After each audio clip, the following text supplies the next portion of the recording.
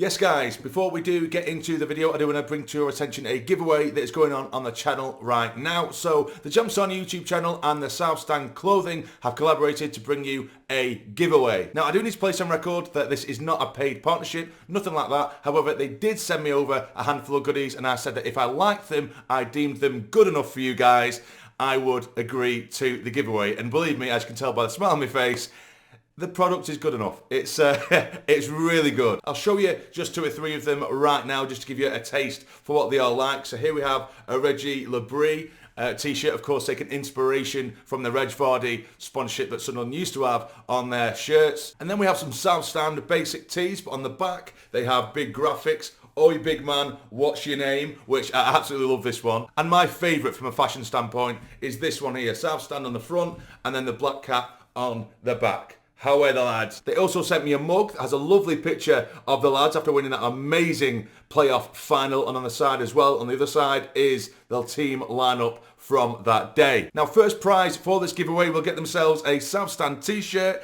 a South Stand hat, and a South Stand mug. But that's not it. There will be a second place as well. They'll get themselves a South Stand mug and an A4 South Stand fan print. All you need to do is click on the link down below, go onto their website, click the top left-hand tab. You will scroll down, you'll find the jamsarny collaboration giveaway. Sign up with your email, follow the South Stand Clothing on Instagram, and of course subscribe to the jamsarny YouTube channel as well to give yourself a chance to win some of these incredible gifts. Honestly, these goodies are absolutely incredible. I can't big them up enough, but I'll leave it there, guys. Enjoy, good luck, and how are the lads?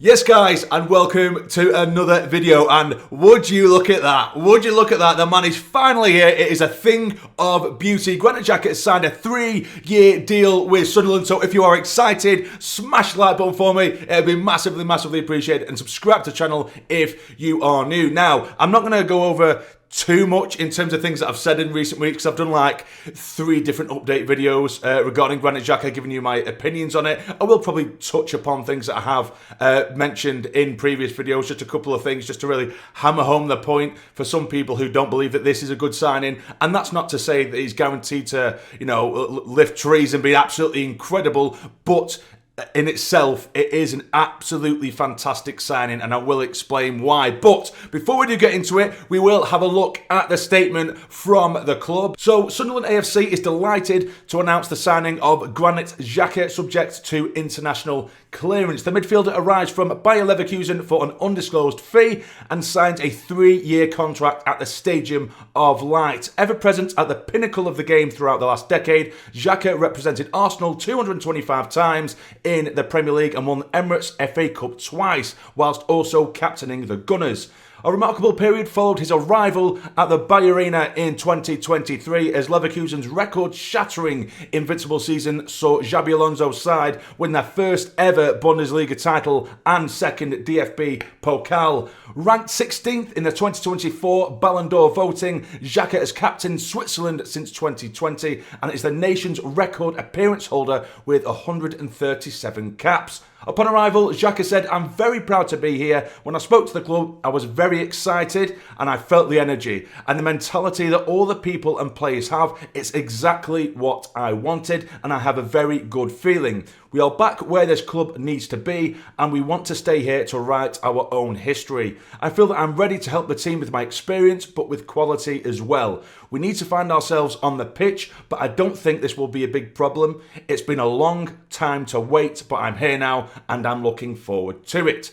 Christian Speakman added, "We're delighted to welcome Granit and his family to Sunderland. His arrival is a significant endorsement of our ambition and our desire to build a team our supporters can be proud of in the Premier League. His accomplishments and quality need little introduction. He's a player of the highest calibre on and off the field, who we feel is the perfect match to the profile required in our team. We look forward to helping him settle on Wayside and are excited to see the impact he can make on the field within our dressing room. Jacques started his career with FC Concordia Basel before joining FC Basel in 2002, aged 10, after rising through the ranks, including being a member of the under-15 team that won the Swiss Championship with a 100% win record. He progressed into the senior team under Thorsten Fink ahead of the 2020-2011 season. I think that meant to be 2010. That did not sound correct.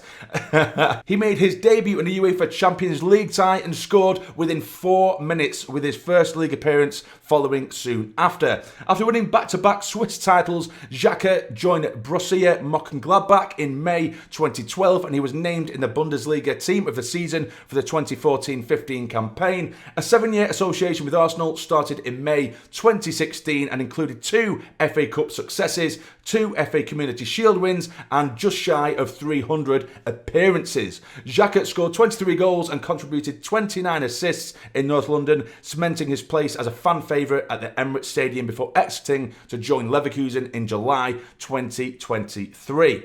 Further success followed at the Bayer Arena as Leverkusen won a historic first Bundesliga title and the DFB Pokal during an invincible domestic season that also saw them reach the UEFA Europa League final. Jacques was named Swiss Footballer of the Year in 2017, 2022 and 2023 and has been an integral member of the national team since 2011, featuring at the 2014, 2018 and 2022 FIFA World Cups. The 32-year-old midfielder will wear the number 34 shirt. I mean, what more is there to say, really?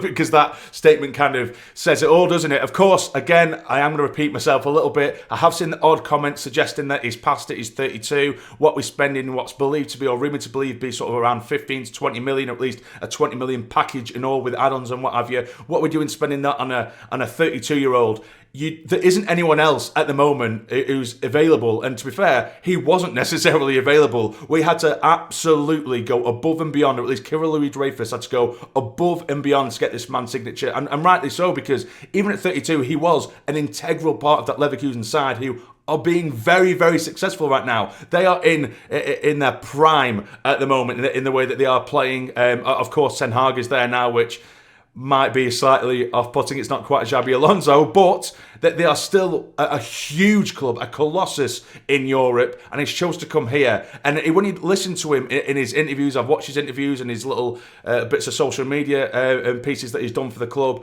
and you can just tell he's going to become a fan favourite. The passion, his mentality alone is a hell of an attribute, because he has this winning mentality. Passion, does not give up. It's going to be almost like a Lee Cattermole-esque player, but with more quality with his feet. Do you know what I mean? He doesn't shy away from a challenge. He's got a wand of a left foot, and that real leader on the pitch. And that's what we've been seeing. Of course, it's only pre-season, but to have that real vocal point in the middle of the pitch, that can be absolutely vital. So I'm absolutely buzzing with this one. I think this one, it could end up being a highly underrated signing. I think, of course, Sunderland now, we can't stop there. We absolutely, for me, need another striker, another winger, a full-back and a couple of centre-backs, and a goalkeeper, in my opinion. And that brings me on to the last part of the video. We have been linked with, or at least it has been reported officially by both Fabrizio and Keith Downey, that apparently we are in for NEC goalkeeper Robin Roefs.